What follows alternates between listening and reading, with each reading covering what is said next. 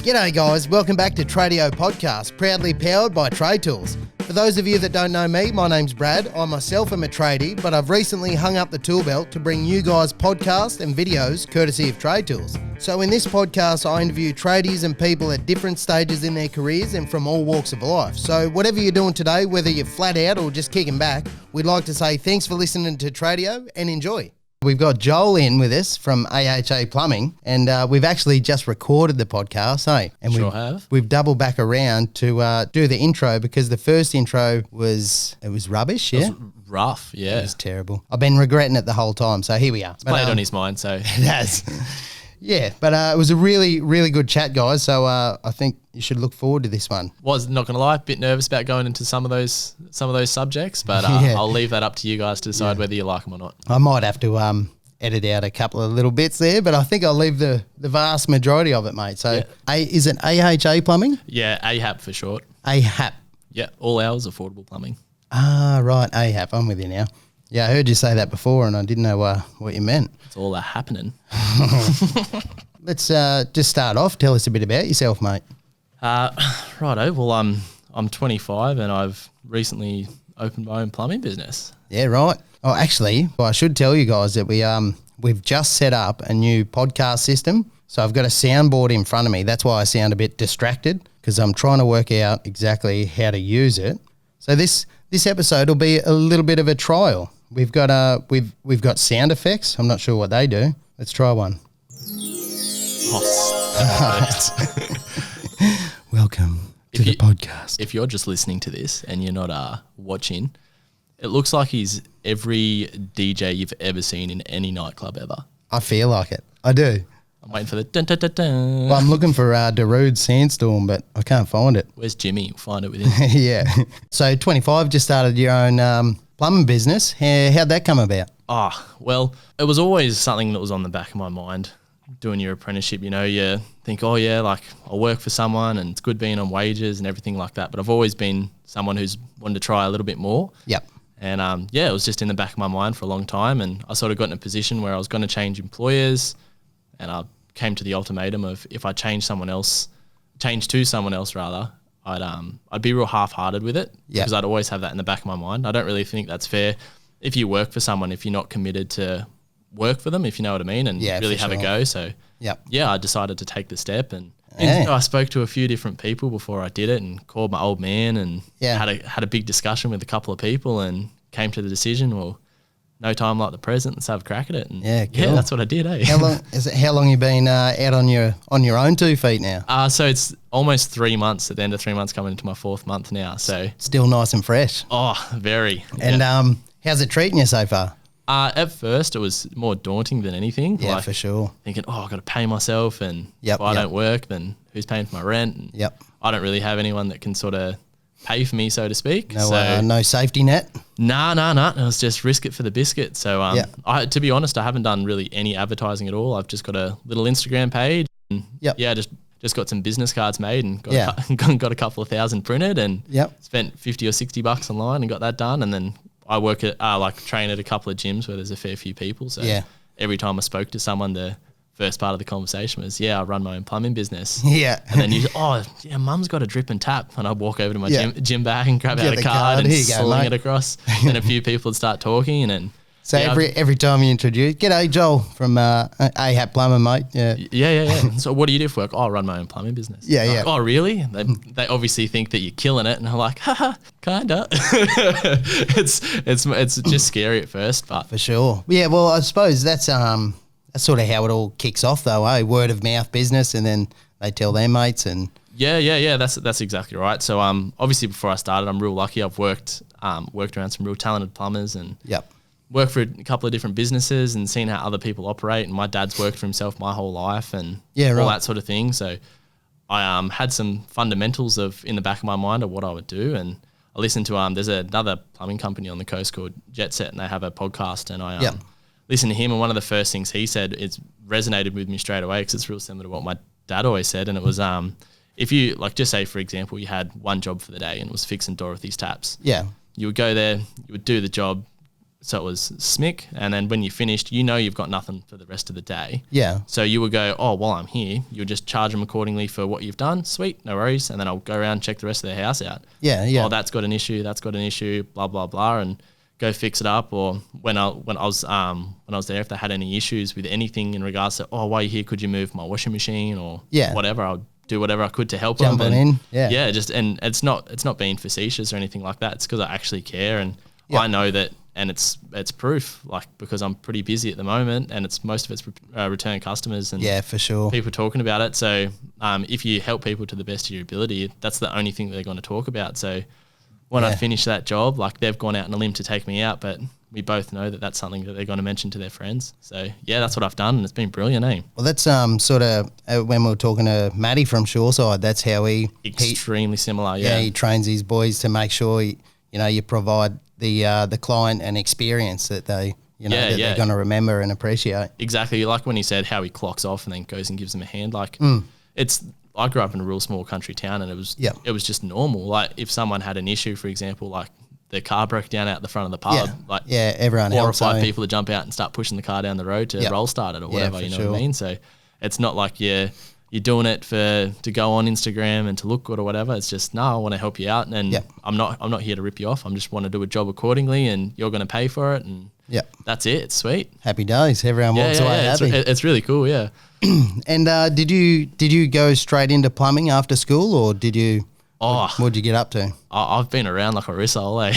Yeah. I've done a fair bit, so it's a bit of a story, but I'll run you through it. So I'm paraphrasing pretty hard trying to remember it all, but first left school, had a couple of odd like before I was leaving school, I had a couple of odd jobs because I lived in a small town, and my parents had the pub there, so I get a lot of different trades and stuff would come there of an afternoon, and true. I just walk around, g'day mate, how you going? Do you need any help this week? Oh right. So there's a few electricians, stonemasons. My dad's a brickie, and before he started building houses and had the hotel and whatever. But we just there was a couple of carpenters, and we'd just sit on the corner each morning, and they'd come pick me up when they were driving past at 5, and I'll go spend the day with them and checked it all out. So I did a few different had a crack at a few different trades, but when I finished year 10, got my certificate, and decided that I didn't want to do any further. I wanted to do a trade, get my hands on some tools, and I started a mechanic apprenticeship and did that for about a year and a half, and then that was down in Canberra.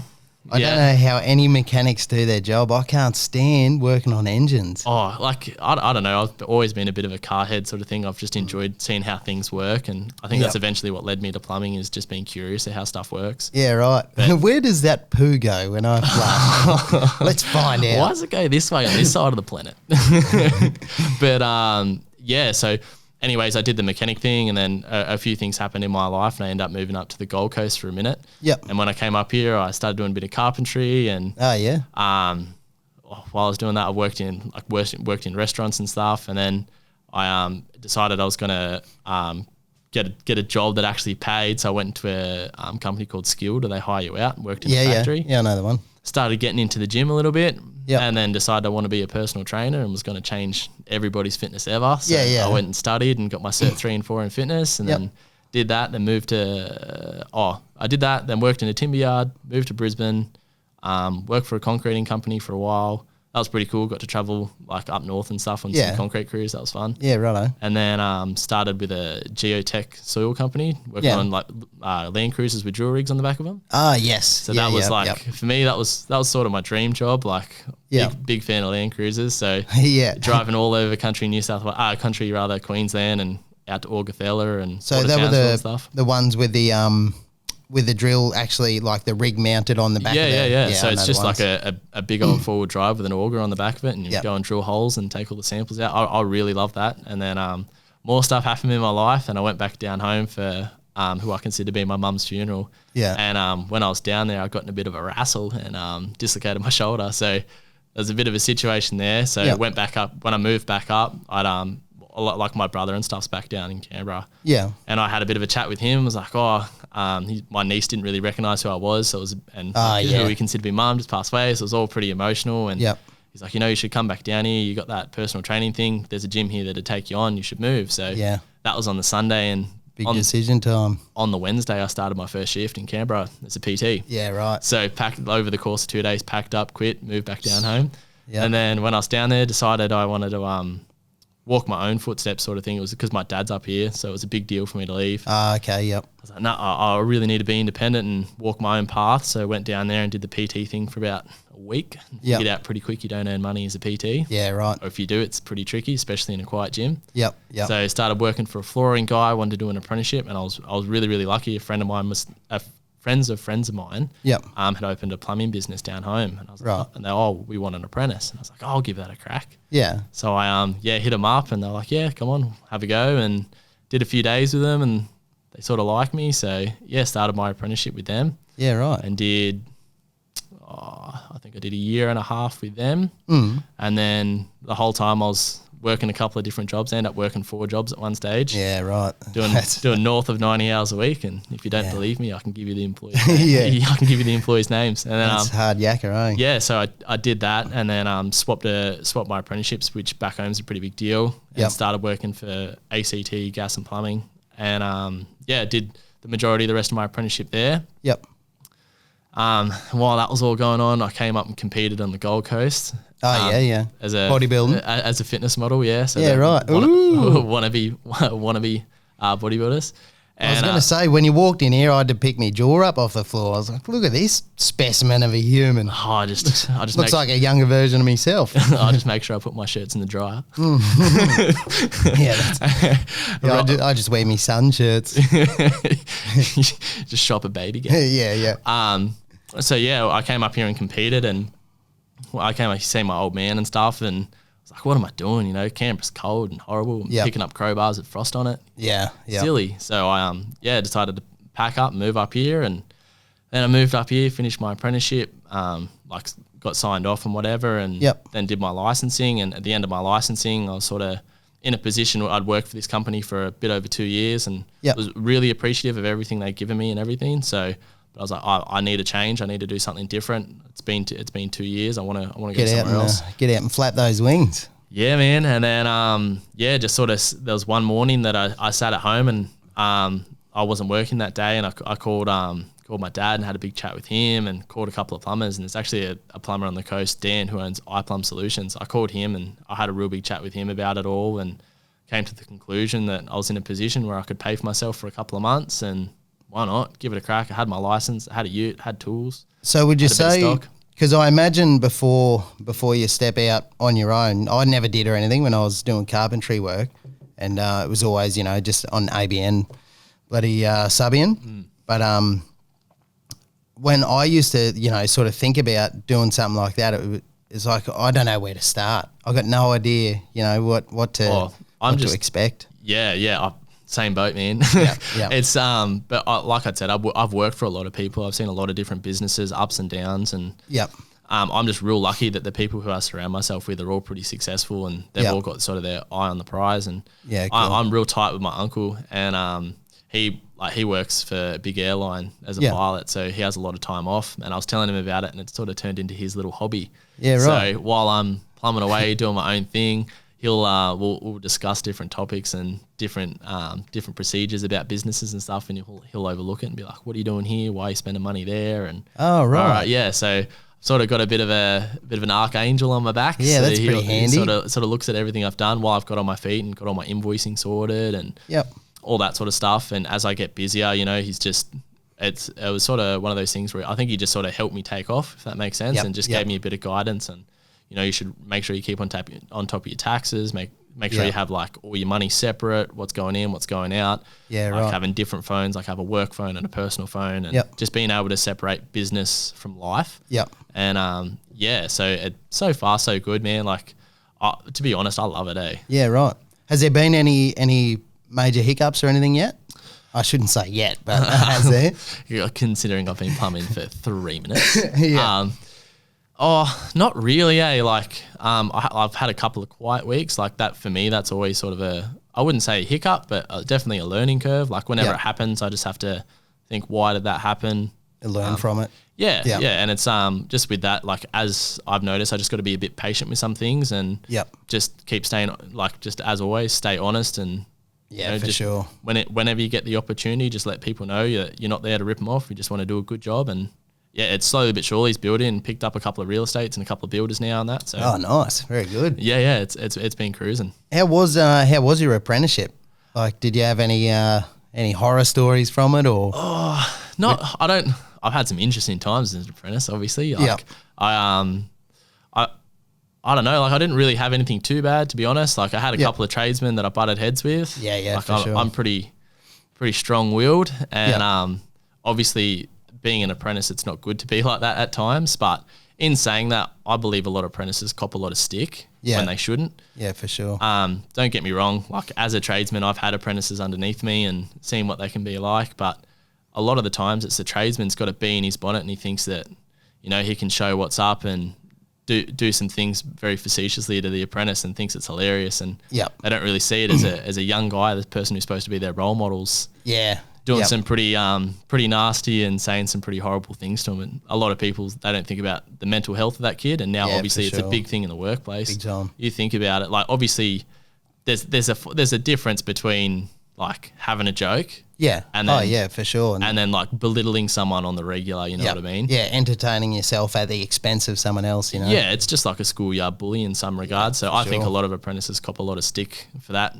From tradesmen, where they'll carry on that they're not good enough and they don't want to work hard. And like, well, who would want to work for you when you act like that? That's right. Yeah, exactly right. But in saying that, there's a lot of people I think that are a little bit soft that just need to realise it's a joke, mate. Calm down. Yeah, like, for sure. No need to cry about it. Yeah, it's hard to find a balance too. There is no specific formula because, every individual person is so different with how they'll react to certain behaviour. So you never know. It's like customers, mate. When you walk into someone's house, you've got to be very, very neutral when you first walk in there and find out what they're like. If you, for example, if you work in a prestigious area like Sovereign Island, you need to be very refined in what you say. And if you're working in, hypothetically, somewhere else on the coast, you can be a lot more relaxed with the way that you speak, and you change your attitude according to that. I think that's a lot with people, you know what I mean? Sure. Everyone's a bit different, and sometimes you just got to weigh the waters and find out what they're like before you do anything. Before you dive in, Yeah, before you trip them over and push them. Would doing what you've done, like a jack of all trades, it's impressive. Oh, and actually, you said earlier you're a volunteer firefighter too. Yeah. So I do a little bit of volunteering. I'm pretty lucky. I volunteer at a Mudgee Bar fire station. So unfortunately, the last couple of months, I haven't been getting there as much as I would like to. Obviously, with work commitments, but I think that's part and parcel. When you start a business, you just need to realise that this will be your everything for the next minute until you get on top of it. So so I haven't been there as much, but I love it. Hey, best decision I ever made. Yeah, right. Yeah. So you went down to New South, you were saying, and actually helped fight the big fires down there. So we went down when there was the big fires in New South Wales in Stanthorpe. I was very, very lucky that I put my hand up there was a task force that was going down there. And I put my hand up and said, I'll go. And I'd only just came out of that was the day before I'd came out of FMS. That's like firefighter minimum skills. Yep. And I just came out of that literally the day prior. Like, and off you go. Yeah. And I'd been there for nearly a year at the time. And our second officer, I think it was, Aaron, he gave me the tick of approval to go down there. So I went down there with Brad and Glenn, and went down to Stanthorpe and spent 5 days fighting fires. We're doing more backburning than anything, and just lighting some of the biggest fires I've ever seen back into a mountain to stop it. A mate of mine, Scotty, is a ranger with SEQ, and they do all the same thing, going backburn, and it's just crazy, it's amazing. What a job. If you think about it, I'm paraphrasing hard here, I don't recall, but I think something like 93% of Queensland is protected by volunteers. Yeah, right. Yeah. That's incredible. Yeah, how cool is that? It's like, don't get me wrong, a lot of people take it a little bit too seriously, I think. But you got to remember, like, the people that are out there volunteering, they've got families and kids and jobs and stuff, and they give up every Tuesday night or whatever their training night is, and they give up weeks of their life to go out and save whoever's property it is, or to save the environment and stuff from those fires. So I think it's very noble and very appreciative. Actually, I think I've got a sound effect for it. I hope I hit the right button. For the firefighters and volunteers. Nailed it. On you fellas and ladies. Yeah. Everyone. Yeah, so knowing what you know now and doing all the work you've done, would you ever consider trading it up for an office job?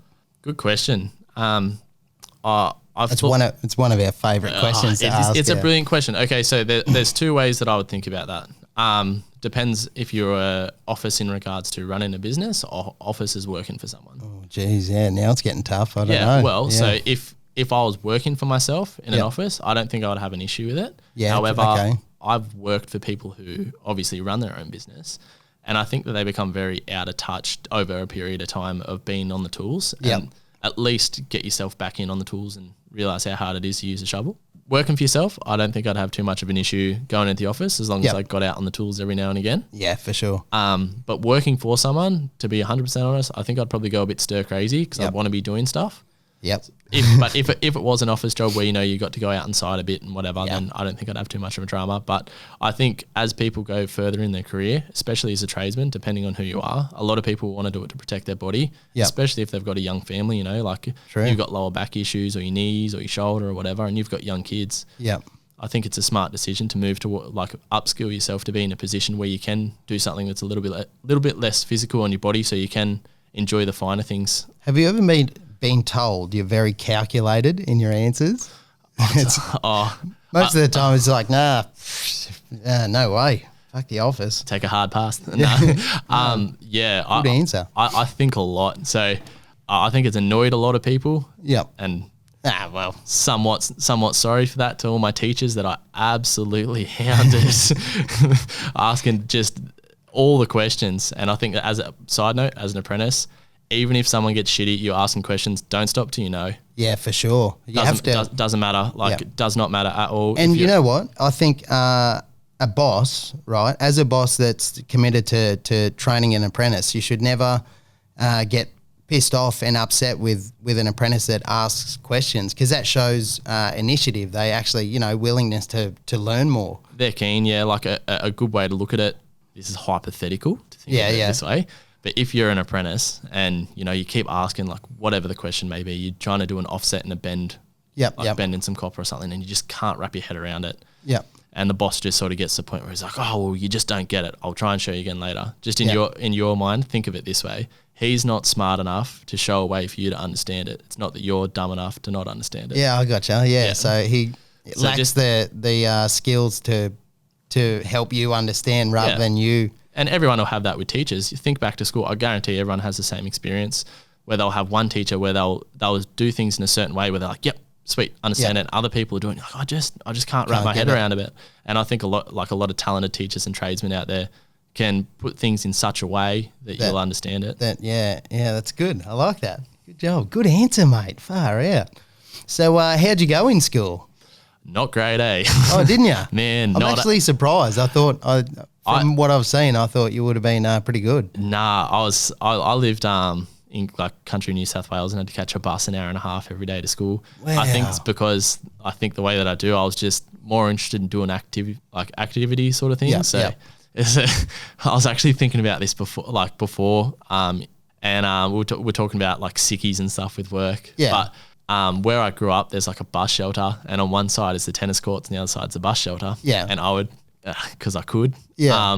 When I was in high school, the bus would drive past, and he'd have to drive past it, do a U-E, come back, pick us all up. Yeah. And he would drive past, and a lot of the time I was the only kid that was there. So he would drive past, see me, and I'd wave at him. And when he'd do a U-E, while he's doing a U-E, I'd just walk around the other side into the tennis court area, and then just like look through the slats of the timber and look at him and watch him pull up and just be all confused and be like, I swear to God there was a human here. And he'll get out and have a look and sing out, and I'll just be real quiet, and then he'll get back in the bus and drive off, and as soon as he'll get in the bus and go around the corner, I'd like run out into the road and wave and see him slow down. And he would have hated you. I couldn't help myself. He's done it again. He would have went back to his wife and whinged about you every night. I swear there's a ghost in Captain Slack. So, and then when I'd roll home, like mum and dad would be like, what are you doing here? Oh, not going to believe it. Bus wasn't there, eh? Yeah. Because I was so far away, they weren't going to drive me to school. So I'd jump on my push bike, go up the BMX track, and start making some jumps for the afternoon. That's clever. That's great. Yeah. In school, did you find they promoted trade life at all? Well, it's funny that you like in regards to school, I didn't do very well at anything except for motor maintenance. Like I absolutely slayed that class. That was my favorite class. Was that whenever I had motor maintenance, I was there on time and sharp. Like because I was interested. I wanted to do it. I wanted to see how a lawnmower worked. Do you know what I mean? I in regards to the skills tech side of thing, it was a long time since I've been there, but I've always like everyone who I'm friends with are tradies. I've always been around trades, and I grew up in a very trade dominated town. So righto. So it was always a part of your life. Yeah, it was. I never knew any different. I always knew that there was tradies, and I personally didn't think I was going to be a tradie. Yeah. After I was a apprentice mechanic, and did my PT thing, I was like, nah, that's it. I'm going to be a PT. I want to help people forever. Yeah. Like, this is what I want to do. Yeah, it's pretty cutthroat sort of. And then sounds of it. When you do get on the trades, and I'm sure a lot of people who are trades will understand this, there is, in my opinion, no better feeling and no better sound than the sound of the clinkle of boots, like when you don't have your lace through the top two like knuckles. Like, I don't know if you can hear on my boots. Yeah. But that's that sound of the brass of them knocking around and the feel of having like a nail bag on. Yeah. Putting your hammer in a nail bag. Sure. In my opinion, like that's I take, it sounds silly, but I take a lot of pride when I put that on. Same with the volunteering thing. Like when you have a shirt on that says like Firefighter on the back. For sure, yeah. You have like a little bit of a pep in your step when you walk past someone, you know what I mean? You feel good. Only shirt I've ever worn that had Firefighter written on it I got from a costume shop, mate. So you got that on, you got that on me. Yeah, well, fair enough. It's not hard. If you want to volunteer, find your local station, hit them up. It's not hard to get into it. I'm 30 years old, mate. I struggle to get out of bed. I have 6 beers at night and I'm done for 2 days. Put out your internal fire. Yeah. The transition from the apprenticeship into your business, have you, like I know it's only fresh, only a few months, but has there been any trials so far that have? Like I've had some interesting things, which I'm sure every businessman comes to in regards to people who will try and chase you to the bottom. So let's just say, for example, like I started out, I was just always ingrained, like don't sell yourself short. Yeah. Especially when I was doing the PT thing, and as Shoreside Plumbing said, sort of know your worth. Yeah, man. Like you got to understand that it's real hard when you're 18 years old and you got to tell someone it's $60 for them to see you for the hour. Yep. It's a real hard and fast lesson. So you just learn to know your worth, and it's another thing like with that is you're not paying for me to do that tap washer. You're paying for the 5 years of study and work. True. That I've done before for me to do this. That's a good way to look at it. So I've always sort of had that. But when I've gone and done jobs, I'll obviously do the job, and then like we spoke about, I'll go help them out with something else, like they needed to move whatever around or whatever it may be, or I'll talk with them or give them some ideas of what I would do plumbing wise with certain things, and then they'll hit you back up at a lower price, and you're like, and then once you crunch the numbers on it, you're like, wait a second, losing money on that. That doesn't even pay for my fuel to get there. Like it sounds like a lot of money, but when you look at materials and time and whatever, like no, that doesn't make sense. And they sort of hit you up because they know that you're pretty, like in the first couple of weeks, like they know you've just started and you're pretty quiet, and they think you're just going to take it. Yeah, true. It was a bit of an interesting lesson. Sometimes it's best just to say no. Yep. And you in those situations, in my opinion, better off to lay in bed and go broke than go work your clacker out and go spend all this money and not make any money. Do you know what I mean? Like you're seeing, $1,000 in, $1,000 out. Yep. Plus your labor, but when you crunch the numbers, it's like, wait, I didn't earn any money. Better off to stay at home or for sure, go print some more cards off and start slinging them out. You know what I mean? Absolutely, yeah. So I've had that a couple of times, and when they find out you're a one-man band, they think that they can screw you to the wall. I'm like, look, I appreciate the offer, but I think it's best you find someone else. When you say people running you to the bottom, like as in undercutting your quotes, so that you provide a quote, and then they, their client will say, well, I got this price, and you come in under just to try and get that work. Well, I again, that's like not letting myself do that. It's very, it's very hard to say no to work. Yep. At like, not so much now. I'm pretty lucky. I've got a couple of real estates and stuff that keep me afloat, and it's been awesome. It's snowballing. But like for a perfect example would be like going to like replace a basin set, for example, right? Yeah. And then you'll go there and you say it's X amount for this, it's X amount for that. Yeah. I'll be like, oh well, we had a handyman here who came and replaced it and charged us $50. Yeah, right. And then you have to go through, well, you do understand they're not licensed if your house floods. Yeah. you have to pay for that, or the handyman does. Yeah. Not like if I flood your house, my public liability pays for that. Yeah, that's right. Yeah. And that's why I have a license, and I know what's going on. A big thing with hiring legit tradies is you're hiring their liability insurance. You're hiring all this safety that comes with it. You know, if something goes wrong, it'll be all right. I absolutely take my hat off to any company that employs someone. When I look at the way that I do things, I'm confident in what I do. Yeah. But to know that you've built yourself up a company, and then you take someone on, and you have to go, hey, wait a second. Everything that I've done, all those like late nights and handing those cards out and stuff, all relies on this one person to represent my company and what I've done. I need to know that they're good. I need to know they're going to do a quality job, and I need to know when it's 4 o'clock on a Friday and they want to knock off, that they're not just going to nip that nut up and not seal it properly. Do you know what I mean? Like, you need to know that they're going to be good. And every tradesman every company rather that takes on a tradesman, I think that would be a real hard thing to know that you're putting your company's name on on someone, and just obviously people have ways of knowing what people are like, but I think that's the most daunting thing for the future, because if it keeps going the way I am, I'll look at taking someone on by the end of the year or early into next year. And that'll be my hardest thing, is to know that they're going to be like me sort of thing in regards to plumbing and attitude with customers. Yeah, for sure. Yeah, I never thought of that way either, you know? Yeah, it's because you just like, as being an employee rather for an employer, I know what I'm like. So I'm like, yeah, sweet, man, I'll do what I can to look after them and all the rest of it. And as you would, same thing. But then you think, I've worked with a lot of tradies that are some interesting cats. And I'm like, man. Yeah, I've seen some, everyone's seen some dodgy pricks, eh? Exactly right. I think a lot of companies cop a lot of flack with that, for example, like they'll take a tradie on, they don't know that guy's a peanut. Yeah, and that's right. He'll go out and say something real facetious to a customer or make her feel uncomfortable. And it falls straight on the company. And then all of a sudden, such and such company is under scrutinisation for what this one peanut said. That's just a personal thing that I'm nervous of the future but I think if you take the time to get to know someone and all the rest of it, that won't be an issue. Absolutely. What's the worst job you've been to? Because plumbers they've always got awesome stories. I have one that wasn't it was the day that I thought I quit plumbing, Yeah, right. Okay, all right. Just a quick info break. Come in and check out the TT Diner on Friday and Saturday nights from 5 p.m. for our bike and car nights. Open till 10 p.m. with drinks and great food, plus we're also open for breakfast and lunch Monday through Saturday. Located at TradeTools Archerfield, which is 569 Boundary Road, everyone's welcome. There's a huge car park for all the toys. So there's few better ways to spend an evening, guys. With that said, back to the podcast. All right, horror story, yeah? Yeah, go. Shoot. So I was at I won't name any names. No, so I don't think that's wise. Try not to, yeah.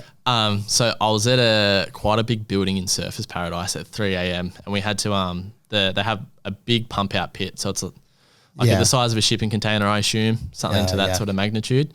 And they have 2 big macerator pumps in the bottom, and I think it was 40 or 50 mil pressure lines that pump up. It's the lid's on the 3rd story, so it's obviously 4 stories deep. Yep. So there's presumably 4 stories of head pressure before it gets up to the sewer main. Yep. Of like this pump out line, and plumbers will understand they have a swing check, and that like as it pumps up, the gate opens. Yeah. And when the water pressure wants to come back down, it shuts. It shuts. Yep. Pardon me. So I had to get in there and we had to replace those. And while we're doing that, the pump company was going to service the pumps. Yeah. And I was pretty eager at the time because I'm just like that. And I was like, oh yeah, no worries, man. I'll get in the hole. So what it was like a manhole that we lift up and they put the tripod over it. You put a body harness on. I had like the waders, like when you go fly fishing. Yep. I had those up to my chest. Yep. And then because I wear glasses, I took my glasses off because I didn't want to drop them in there. So I had nothing over my eyes. I had like a handsaw and stuff hanging off my side. Yep. And the idea was I would go in there, I would cut it. Yep. There wouldn't be anything in the line because we would have isolated it. And then they can pull the pump out and then I can glue it all back up. So I'm wearing like a respirator, like the air detector on my chest, all the gear, and click, click, click, click, click, click, click, like a boat winch. Yep. Wind you down into the hole, and I've got I don't have any head torches, and they've got one like a big torch shining from above. Yeah. So I had to cross my arms to fit in the manhole. Yeah. So it's pretty tight to get in. Yep. And the pipes to like on the right of me, and I had to like turn myself. Yeah. So there's like 2 lines to my right hand side, and as I've like turned myself, I've put my hand on the pipe. Yeah. So that obviously the pump's at the bottom. Yep. The swing check's like just above my eyes. Yep. And I've put my hand on the pipe to swing myself around the harness so that I can start to cut it. Yeah. And as I've put my hand on the pipe to move myself, unbeknown to us, and this is, I'm pretty sure what the causation was the whole weight of the pump was on everything. It wasn't sitting on its blocks. Ah, right. As soon as I touched it, because it fell. No, it snapped the it snapped the swing check. So it dropped straight down, sheared the brass off, and I got a fan directly in the eyes.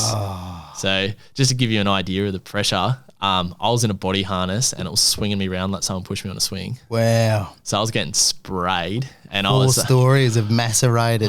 right in my right eyeball. That's where it hit me. So I just put my hands over my face and just started screaming, trying to grab it. And as I've done that, everyone upstairs has panicked. So they've kicked the torch over. So I'm in darkness. I'm getting absolutely punished. Wow. Swung around on a Did they harness. wind you up pretty quick? I could hear the dude, like, I don't know if you've used one of those I before. have David arms, yeah. You have to do like 3 revolutions for you to move an inch. Yep. So I can just hear this thing like, this dude was just going ham. Yep. But I'm trying to grab onto anything and I'm swinging around like an absolute idiot.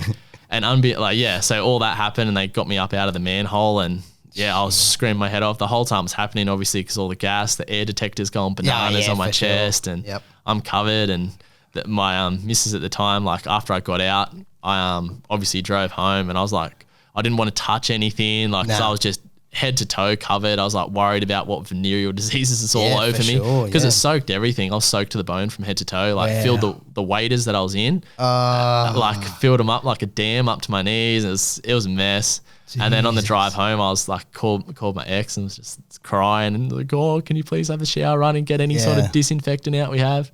Yeah, and that's rough, eh? Yeah, for the next week, whenever I would look, just randomly, my eye would like start to shake. My whole vision would start to shake. So I went to the optometrist and stuff. There was a whole, I won't go right into it, there's a whole thing. Yeah. But I spent like the next week, I had like 6 visits with the optometrist. I had lacerations all over my right eye. And no way. Yeah, so then it was like, then I had to wait 2 weeks and go get like all my blood tests and make sure I didn't have anything wrong with me. And they had to do like pH tests, and they like fold a piece of paper and put it in up under your eye, under your eye to, it was, and then I had like, on the day I had 2 liters of saline in each eye, so you have to just lay back and open your eye and stare at it while they like squirt it into your eye. Horrible. It was a rough day. Yeah. Jeez. I was low key confident I quit plumbing, but now I've got like this massive big like, because I wear glasses, like this big mask that makes me look like Darth Vader. Yeah. So if you look at any of my Instagram stuff, look like I'm dressed up like a Power Ranger whenever I do anything. The big mask on. Yeah. I've experienced it, so take a hard pass on that.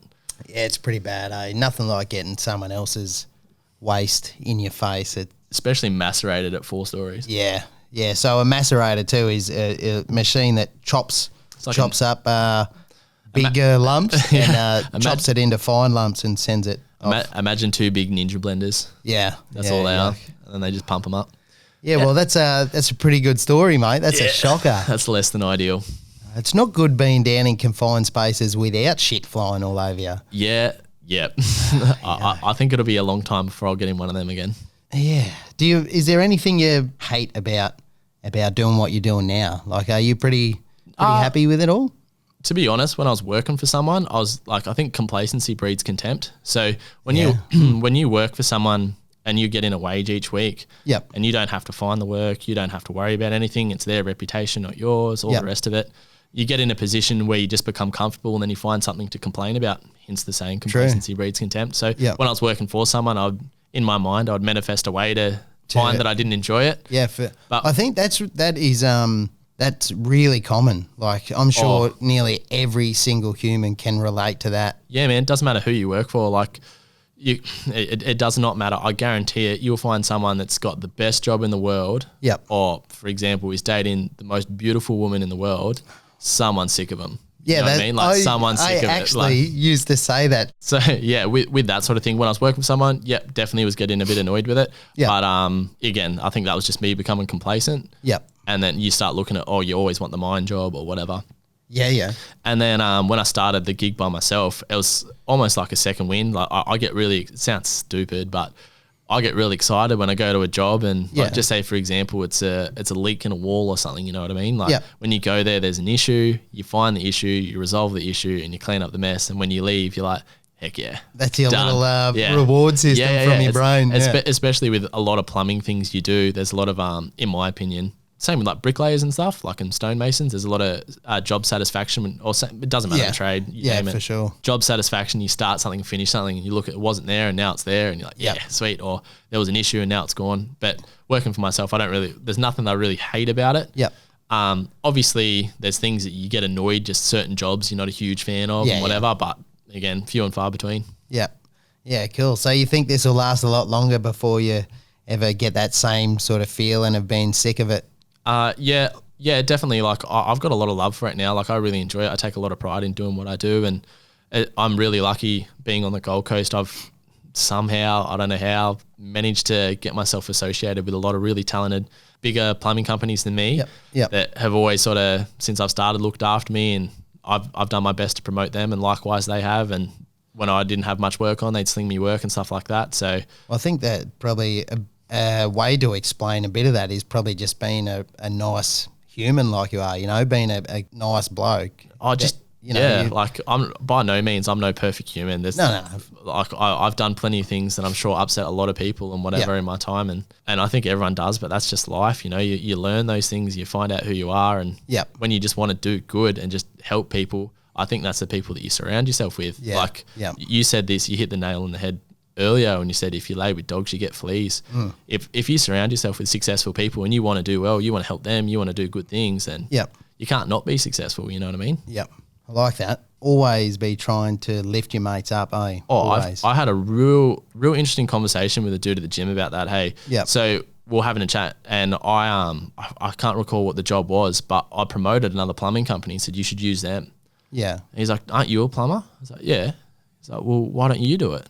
I was like, well, I just don't have the materials to do what the size job that you want to do. It's like, well, why would you say you want them to do it? Why wouldn't you just try and upsize? Like, well, I've seen their work, mate. They are shit hot plumbers. Like I would 100% recommend them. And if you're able to, depending on the situation, obviously, if you're able to take a step back and be like, yeah, man, like I promote them. Like I want them to do well. That should come around all too. All swings and roundabouts, man. The Gold Coast is a real small place, and you find that out all kinds of quickly when you start working for yourself. For sure. Yeah, I'm a huge fan of, if you see another tradie, even if they're the same trade as you, promote them. What's it going to do? Same thing if you have, if you're at a job and you see a young fella who's working for a company and does a good job, if you get the chance and you have the time, give that company a call and be like, hey mate, it takes 2 seconds of your day. Hey mate, old James that was on site, man, what a good bloke. Like I highly recommend him. Like unreal. And that boss, like it goes absolute miles for the employee and it looks good on the employer. So that's a big, and it's the same thing with if you're running a business and you recommend another business. I reckon it's all swings and roundabouts. We're all tradies. Definitely. We all want to make money. We all want to do well. So why not support each other? And that, you know, that'll breed an environment that other people that you've helped will defend you too in the future, you know? Yeah. So like, I've said this before and it sounds corny but I want to know that if I walked into, as a plumber, if I walked into Reese and I got something and walked out, if someone said something bad about me, I know that either the lads at Reese or whoever's there will be like, nah, man, that's not right. If they have a good reason to, fair enough. Give me all the stick in the world. But if I haven't, I like to know that people have got your back, especially in the industry, and likewise with someone else. If someone else was to say something bad about them, like, well, are you sure? Like, are you sure that's right? You know what I mean? Maybe you're on the wrong foot there. You know what I mean? Yeah. And if you got something to say about someone, at least say it while they're there, eh? Yeah, have a go. Yeah.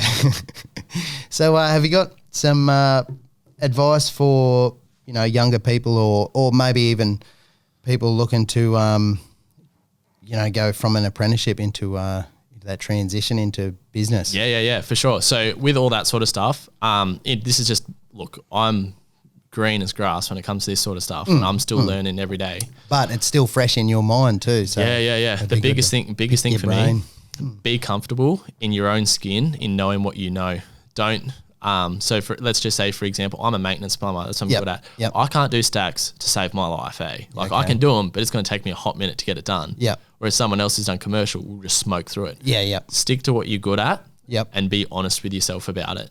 Then when you have a bit more work on, then you can take the time to learn new things. But in the meantime, just do what you're good at first. Yep. And just be honest with everything. And then in regards to the pricing, don't sell yourself short. Don't chase yourself to your bottom. Chase yourself to the bottom. Yep. It's the dumbest thing you could do, in my opinion. Just have a little bit of self-worth. I suppose that'd be one of those hindsight learning curves. You don't realise until it's too late. You've already put all the hours in, and that's exactly right. Just to get stung. And sometimes it's better off to stay, like I said before. Sometimes it's better off to stay in bed and go broke than it is to go out and do the job and make no money or do your ass. You've had some good advice so far. So what about young apprentices actually in there now, and what advice would you have, for them to sort of be a good apprentice? Everybody's different in that regards. I actually had a chat with apprentices been on here. The plumbing apprentice is his Jimmy. Instagram handle. Yeah. I had a chat with him about it, and he had some really good tips. So feel free to go back and listen to the podcast, yeah, true. Guys. Nice segue. You did too. So I had a chat with him about all that sort of stuff as well. And just in my personal opinion from what I did, just ask questions. Personal preference again, but a lot of tradesmen should take this on board as well, is even though you've been in the trade a long time and you see someone younger than you doing something, there's a lot of people that have been shown something that you've never known. Yep. And don't be as a tradesman too proud to. Yeah, for sure. Don't put yourself too high on a pedestal to learn from people that are younger or less experienced than you. Yeah, for sure. But as an apprentice, just ask all the questions in the world. And I'm bad for it myself. Like I always listen to podcasts and I take a fair bit of footage of my work and stuff. But as an apprentice, when I worked on rigs and stuff, what they did with us is you just got your phone and you locked it. You just told gave your parents, so people who are like your caretakers or whomever it may be, your next of kin, give them your boss's number. I know it's tough, especially now, but lock your phone and put it in the glove box in your car before you jump in your boss's truck. Don't take your phone to work. Yeah. It's not put your phone down. You won't. Like, I don't care who you are. If you get a vibration in your pocket, you're going to check it when someone's not looking. Yeah, for sure. Absolutely. And just if you're able to and you don't need it for work, lock your phone and put it in the glove box. You definitely learn more when you actually invested in a job. Yeah. So think of how much time you put into your phone. You know what I mean? Everyone's got iPhones. Look at your screen time. Yeah. You want to upset yourself? You ought to see my screen time. I'm paid to use my phone now. It's ruthless. So I've got terrible. Just for me personally, I put only recently a guy showed me you can put locks on all your social media for screen time. Yeah, right. So once mine cracks an hour and a half, it comes up saying screen time expired for the day or whatever. Ignore for 15 minutes or ignore for the day. Yeah, right. Yeah, and cool. For me, that's something that I've been doing a lot to just try and woo up on it a bit. You know what I mean? Sure. Yeah, well, it's a huge thing at the moment. As most people know, it's an actual addiction to phones and social media. It's a huge reward system. I'm sure you've had this conversation before, and a lot of people listening would. When they go, oh, look how smart my 3-year-old they can use an iPad. Look how smart Apple is that they can make a 3-year-old use it. Yeah. No, actually, I've got a 2 and a 4-year-old. Yeah. And I thank Apple sometimes because they're a saving grace. Oh man, it is. I don't have kids, by the way. Sometimes you can just that's why you can work 90 hours a week. Yeah, on occasion. Yes. Sometimes you can just slide that iPad. We said we never would. Me and Crystal and I agreed, no, they'll never use devices until, they're a lot older and then, just take that for a minute, would you? Just have a look at Octonauts for a hot second. Yeah. No, they're pretty handy, but we're trying to limit to only a tiny amount of screen time because it's not good for them. Just segueing back to my mind works different, so it's about that. But when you were talking to Jimmy, you were talking about tools in regards to what's an apprentice should buy as tools. Yeah, good. I like this. So if you go to any Reese, they have a toolbox there called a journeyman's kit. Okay, right. And it's like a galvanized toolbox, and it's got one of your first things you need. If it was me and I was an apprentice again, the first thing that I would have bought instead of new wheels for my ute probably would have been a journeyman's kit. Right. But knowing what I know now in the tool trade and everything like that, where you can get tools, I'd probably look at go to Reese, find out what's in a journeyman's kit. So write it all down. Yeah. And then you can go get it affordably through like TradeTools and Renegade. Yeah, nice. So for example, a set of Rothenberger benders is, I can't recall, north of, I'm pretty sure it's the 3/4 benders. They're north of $200, right? Yep. $230 or whatever they may be. They're pretty expensive. How much are ours? Well, the other day I needed a set of 3/4, so I went and bought the Renegade ones, and don't quote me, but I think they were like $60 or something. Yeah. Could have been a bit cheaper. Not bad, eh? Oh, mate. We're here for you, mate. Yeah. We're here for you. Hashtag Renegade. Yeah. You should see the compressor. They've got the first one. Have you got one of ours? No, you have the first one here. Oh, yeah. Yeah, that 1987, I think it was made. Still runs. Yeah, yeah. Pretty cool, eh? Not bad. Good size. Yeah. Yeah, well, yeah, good advice. I like that. What tools do you run mostly? Oh, mate, this is a brilliant discussion. I fight out of the yellow corner hard. Do you? Yeah, big time. So I think I'm one of the only plumbers on the coast that I'm aware of that run DeWalt. Everyone else is Milwaukee. And to be 100% honest, I nearly switched over on several occasions. I was gonna, and they had a kickback where you give some of your tools, you give them the tools and whatever it was, I can't recall. And I was going to do that, and then I bought a blower. Yeah. Because it was like $100. I was like, I can afford that. See, it's pretty big commitment to switch platforms once you're invested in one, and it's pretty hard to go anywhere else. Yeah. Well, huge financial investment. For me, I looking at how the tides are changing and stuff with all the tools. Yeah.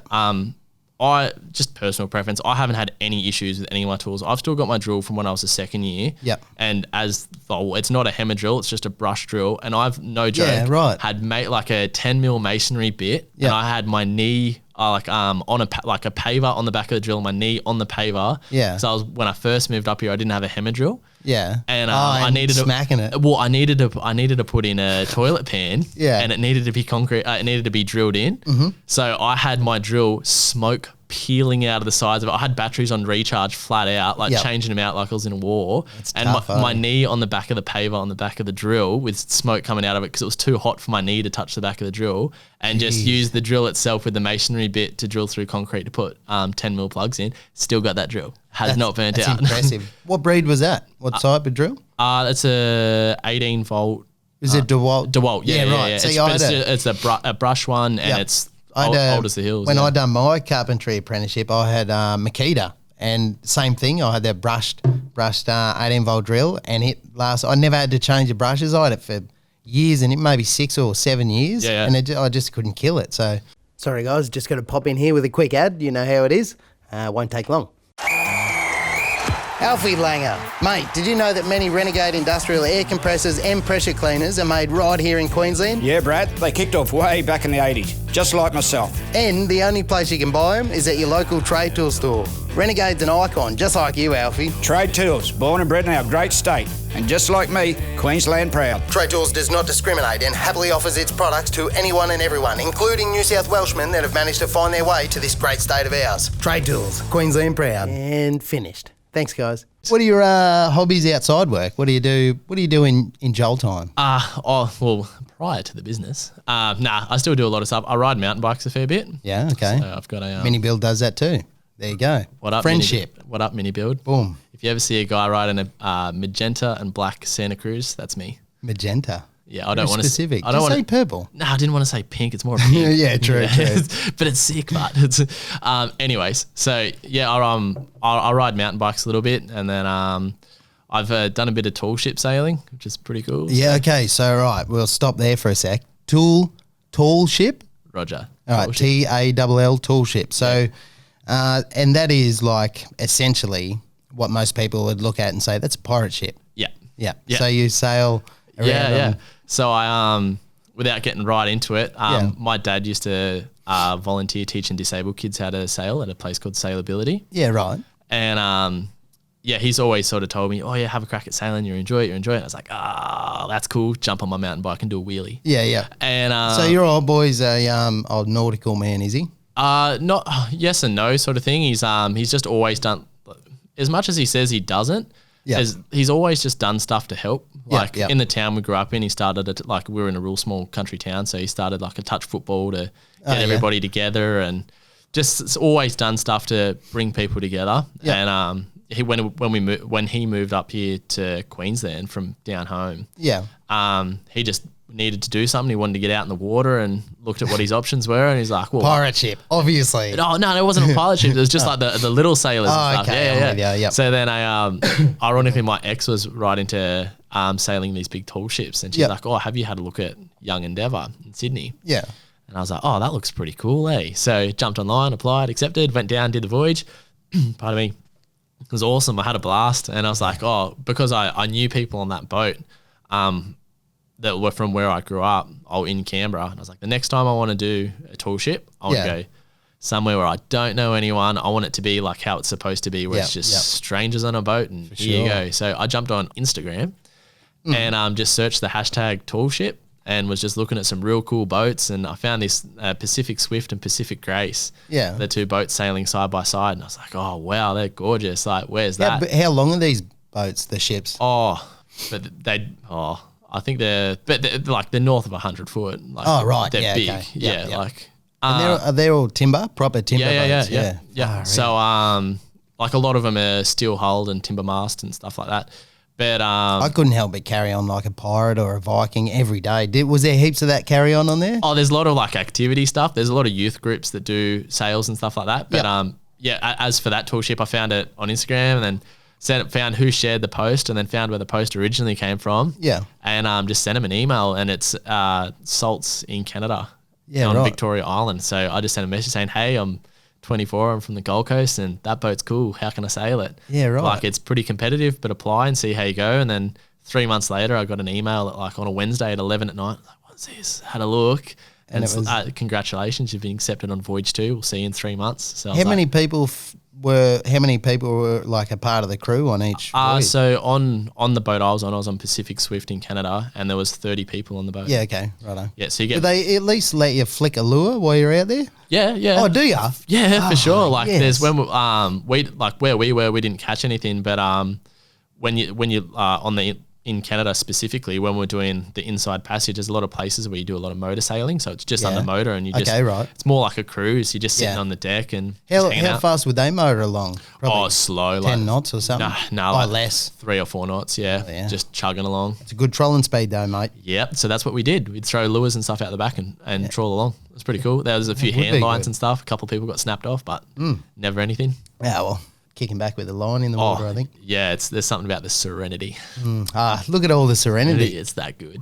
But tall ships are freaking excellent. If you ever get the opportunity, it completely changed the way that I look about things. And especially in life, as corny as that sounds, I went over to Canada and I was working huge hours before I went, and was just knuckling into it. And so it was sort of like, I went over there, and a lot of the people there are a lot more laid back, and had a chat just about life. You know what I mean? Just what do you enjoy? Like, where do you find your happiness? And then you spend, because when you're out there, you have no social media. Your phones get taken. Oh, well, they didn't get taken off you, but you have no service. No, for sure. You're at sea. Like, you don't have anything, and all you have is the 30 people that you're around, and you become the closest of, like, my closest friends are over there. Yep.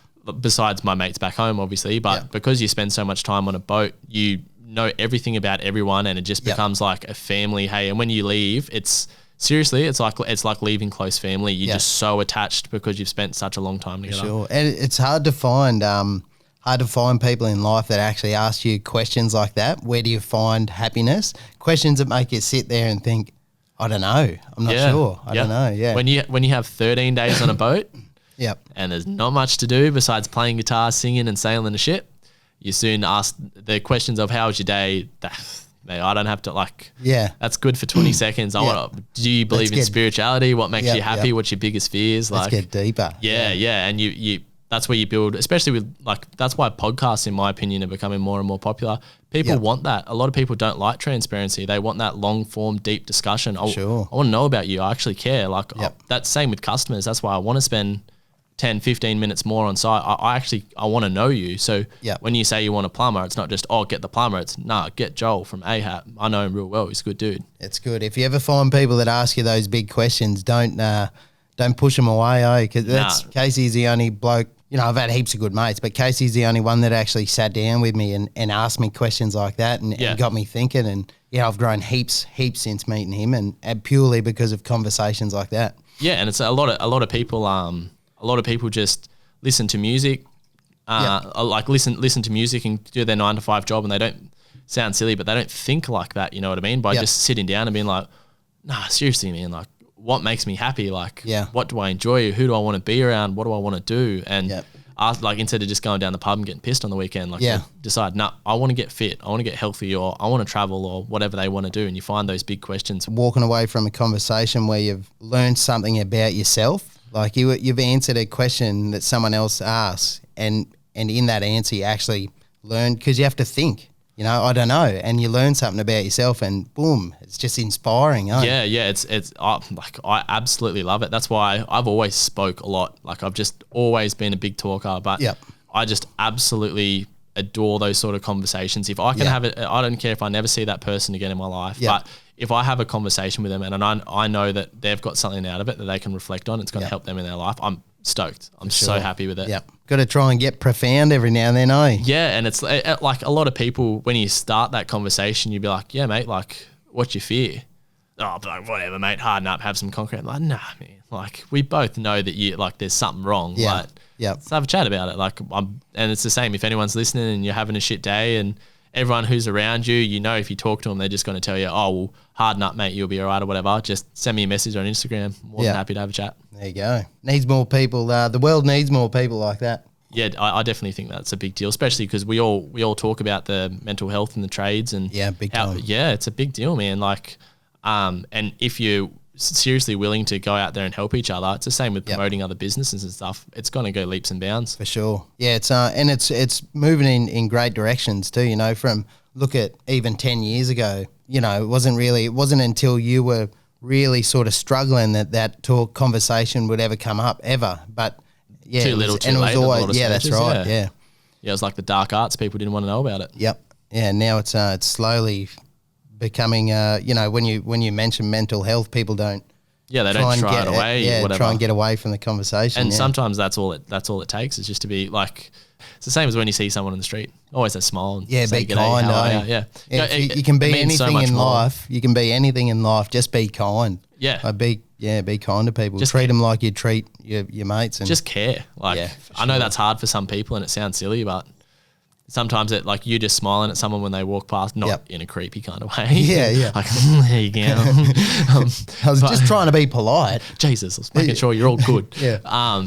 But yeah, sometimes it goes a lot further than people realize. Yeah, for sure. But big time. Yeah. Anyways, the toolship thing, unreal. Absolutely loved it. If you get an opportunity, go do it. And that was a huge defining part of my life. But when I came back and I was like, yep, if I'm going to do something, do it. Like, we don't know how long we're going to be here for. Like, yeah, for sure. And you realize how little you are when you're out there, and you think about all these crazy big questions. Like, what if we're lucky, we're going to get 75 spins around on this rock? If we're lucky, hey, why don't you do something you enjoy? Like, if you're going to have a crack at a business, go do it. If you want to study, just say, for example, if you did want to go study and the degree's 4 years, and you're like, oh, I'm 35, I don't want to start and go study now. Mate, that 4 years is going to go past regardless. Yeah. Wait until you have kids. Whoa. Yeah. Time just flies. Well, the big thing with that, so when you're younger, you think about time and you're like, oh, you know, like, it's school holidays, they just dragged out. Like, 2 weeks was just, come on. Like, when's the next day? I want to see my mates. But you're blinking the years over nowadays. Yeah, that's because, pardon me, as you get older, your like, this is just my personal view on it, but your perception on time changes. So when you're younger, you only know what 3 years is, or you only know what 10 years is because you're 10 or you're 15. When you're like, well, you've only experienced that much. You don't know any different. Yeah, it makes sense. But when you're 25 or 30, you're like, oh, holy crap! Like, you have so much more of an experience of time that you're able to see. You know what I mean? Like, how quickly it goes. Gotcha. Yeah, absolutely. It makes perfect sense. What goals do you have? Ironically, on the study thing, I want to, eventually I'd like to be a paramedic. Yeah, so that's sort of my dream job, but it's something that I think I need to do a lot more thinking about before I do it, just in the mental health aspect side of things. Like, seeing trauma every day, I don't think is that great for you. So pretty hardcore. That's something that I would love to do, but and this sounds sort of corny, but I want to be in a position where I know that my dad will never have to work again. Yep. So that's yeah. So that's sort of it sounds silly, but no, it's not. No, it doesn't to some people. though. But like I obviously want to do well. Like if there was two things that I'd say for me to be successful, it's to know that my dad will never have to work again. Yep. Like he's in a position where he won't really anyways, but I want to know that if he wants a boat, I can buy him a boat. Yeah. Or if he wants to go somewhere, he can go there. I've often actually thought the same thing about my old boy. I think he used to love this Capri, this Ford Capri thing he had, and he sold it for nothing when he was young, and he's always talked about it. I thought, I hope one day I can surprise him with a car like that. The same car. My dad's the same with an XU1. Yeah, right. There you go. Yeah. So, that, and I want to own a 79 Series Land Cruiser. So. Outright. Yeah, right. Yeah, outright. Not on $150,000 inflation though. I want to own a cruiser and make sure Dad can do whatever he wants. Is that what they're worth? $150. Oh, if you go to somewhere like Patriot Campers or somewhere like that, yeah, true. By the time you get a tray put on it and lifted and all the fruit and whatever, there's something like $80,000 out of the factory with no tray. Okay, right, yeah. It's not hard to spend another 30 on it. Nah, for sure. That's But for me, make sure Dad's all hunky dory and own a cruiser. Cool. Good, mate. I'll be one happy little camper. But in saying that, I think you just need to realize that they lead their own life as well and they make their own decisions. Yeah. As much as you want to do that, that's just a personal thing. And just to be happy with what you got, even though you do have those aspirations and whatever. Like I'm not rich by any means, but. I actually, before I forget, I read a quote yesterday. It was on one of them Instagram pages that gives you all the nice quotes, and it's an ironic message, and it said something like, if you look at what you have in life, you'll always have more. If you look at what you don't have in life, you'll never have enough. The ironic thing is it's actually a quote from Oprah, and I was thinking that's rich coming out of you. Like, as she buys everyone a car. I read the quote and I thought, oh, geez, that's nice. And then Oprah down the bottom. I thought, easy for you to say. Be cooler if it said Russell Coit. Yeah, absolutely. But where were we? I can't remember. As for the financial things, like being happy with what you got. Boom. Yeah. Yeah. So with that sort of stuff, for me personally, I think it's been a real hard thing because my mind's always like super active. Yep. For me, it's been a hard thing to just be like, look, I live near Burleigh. I live in one of the most beautiful places in the world. Yeah. I have enough money to get by and I have enough work to keep me going. It's easy for a second. It is easy to forget what you have. Yeah. Like you do get focused on what you want, and that sort of shows you all the stuff that you don't have yet. Yeah. But it's so easy to forget that someone else on the same road you live on is struggling way worse than you. They don't have all the things. Like I got 2 kids, and you know I got an old motorbike that's on its way out, and the car's a bit busted. But got cool blinkers, but yeah, that's right. But I got 2 kids and a missus that adores me and a roof over our heads. So yeah. Like a big thing with that, like me working for myself and whatever. What I've thought about on numerous occasions is think of when I was a first or a second year, and I was driving home from working in a hot dog van at 3 a.m. in the morning, and I was just thinking to myself, one day this will be worth it. Yeah, one day this will be worth it. And then the other day, when I slept in till 9 o'clock because I can, got up, went down the beach with a coffee and just put my feet in the sand and was like, do I go to work today? Nah, I better go to work today. Just to be able to realize that I've gone from being in one position to the other and just reflecting on that and just being appreciative. Don't get me wrong, do well, strive, for sure, 100%, have a crack. But at the same time, you need to understand you've come a long way and just enjoy it for a second. For sure, absolutely. Yeah, good, mate. Well, we might hit our rapid fire questions. They're never really rapid, but anyway, van or ute, mate? What do you run? I run a ute. Do you? Yep. Okay, It's so not surprising. Ute for smell. Ute. Hold on. Yeah. Ute for smell. Right. So if you're a plumber and you've got an eel or you've got a Jetta in a van or anything like that, yeah, that makes sense. Or if you've pulled out like an incinerator and you've left that to just ferment in your van over the weekend, and then got in it on Monday morning and the doors nearly blow off it. Yeah, see, that makes perfect sense. A ute's definitely better for that. Yeah. And I obviously will pick a ute because I'm going to own a 79 Series Land Cruiser. True, that's right. Yeah. Ute. Silly question, Brad. Of course. But van for practicality for sure. You can throw everything in it. It's all locked up. Yep. You press the button, it's locked. I don't have to walk around, put my key in each toolbox and all that sort of stuff. And it's all secured out of the weather. And you look at it and it's literally like a Reese when you walk in there, or Semios, whatever. Or set up. Yeah, it's just you've got a wall full of fittings and you know what's up. It's all labelled, it's all clear, it's all easy to get to. So for me, maintenance-wise, definitely a van. Yep. But for the ute side of things as well, you can I can drive in. I've got pipes and stuff hanging off my ute everywhere. Yeah. Yep. And I can drive in low clearance underground car parks and stuff. No worries. A van, you can't do that usually. True. Yeah. Right. So yeah, there's always bits and pieces to it. It all depends. But me personally, I don't mind working out of a ute. I have no issues with it. Yep. It's easier with a van in some aspects, but yeah, I'm probably going to lean more ute wise. Yeah. And that's mainly because of the cruiser. Yeah. So then I don't look like a hypocrite in like a year's time. All right. What about diet? Now I did come into this with preconceptions. I thought, healthy wrap and salad or pie or sausage roll, and I thought I had you pegged. Oh, right. So I can smack a calorie like you wouldn't believe. Yeah. I can put it away. So in all seriousness. I could too at 25. Yeah. In all seriousness, I'd smack both over the course of the day, huh? Yeah. So whatever's put in front of you, you'll destroy. Yeah, for sure. Like last night I had 2 family-sized pizzas just because I can. Did 2? Yeah. That's solid. Yeah, that is. I do 1 and I spend the rest of the night feeling disgusting and guilty. Oh, it's heavy breathing when you go to bed. Sucking in the big ones. As you're taking a big breath and slurp from my chocolate thick shake again. Like, it's probably not ideal. Yeah. But the next morning I'm just like, whatever. I'll probably eat healthy tonight. We'll see how we go. Yeah, see how it goes. Oh, that's good. I trained pretty hard tonight. We should be sweet. True, yeah. See, I don't do that. I just lift the kids up and out of bed and into the bath. No, I don't. Crystal does all that. Yeah, even for childcare workers, that'd be pretty rough on the spine, or bending at the hips all day, picking up 3-year-olds. Man, it's like picking up sandbags all day. I cannot say enough nice things about people that can work in childcare. There's only a few professions that I think, how the hell could anyone do that? How could they do it? And childcare is one of them. Yep, they've got them nurturing instincts, so all power to them. I couldn't imagine a worse job. I couldn't. I honestly could not think of a worse job. They should be paid heaps. I'll give you 2 that are worse. All right, go. Off the top of my head. All right, shoot. All right, first one, asbestos removal. Shit, yeah. Second one, insulation removal. Oh, yeah, or right. insulation installer. Yep, you're right. Anyone knows who's in the trades.